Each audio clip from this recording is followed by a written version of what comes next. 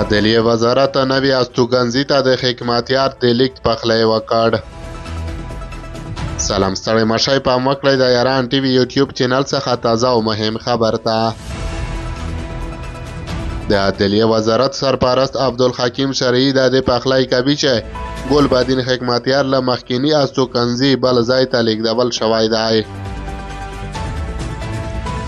ښاغلي شرعي چې په کابل کې د دیني عالمانو د لویې دورې د دستربندۍ په پروګرام کې وینا کول زیاتوي، هغوی ښاغلي حکمتیار ته څو میاشتې فرصت ورکړی و چې خپل استوګنځی تخلیه کړي.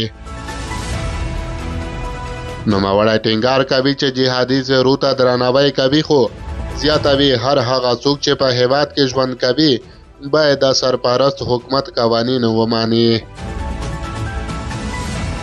عبدالحکیم شرعي په دې اړه وویل چې موږ د هو تر اخره پورې وخت ورکړی و. دا وخت چې کله راورسېدو نو بیا مشرانو دا وویل چې موږ ورته مناسب ځای برابروو، تاسو لږ حوصله وکړئ. هغوی ورته ځای تیار کړ، د دوی په خوښه باندې او ورته انتقال یې کړ. نو اوس ته د احترام بولې که بې احترامي؟ که چیرې دا بې احترامي بولې نو د دې مطلب دا دی چې ته په احترام نه پوهېږې.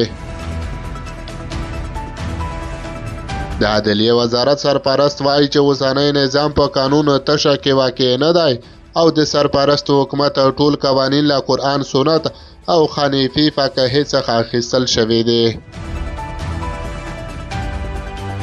عبدالحکیم شرعي همدارنګه څرګندوي چې په ځینو وزارتونو او ریاستونو کې قوانین د اسلامي امارت د مشر شیخ هیبت الله اخوندزاده لخوا توشیح شوي او هیله ده چې په راتلونکي کې دغه قوانین تر یوه قانون لاندې راټول کړی شي. ښاغلی شرعي وایي چې د هر بل وخت پرتله په تیر نظام کې ډېره ځمکه غصب شوې او د ځمکې د غصب مخنیوي کمیسیون هڅه کوي چې ټولې دولتي ځمکې په ګوته او بیرته راستنې کړي. عبدالحکیم شرعي په دې اړه څرګنده کړه چې غصب شته، څومره غصب چې په تیره اداره کې شوی دی دومره غصب د افغانستان په تاریخ کې نه دی شوی.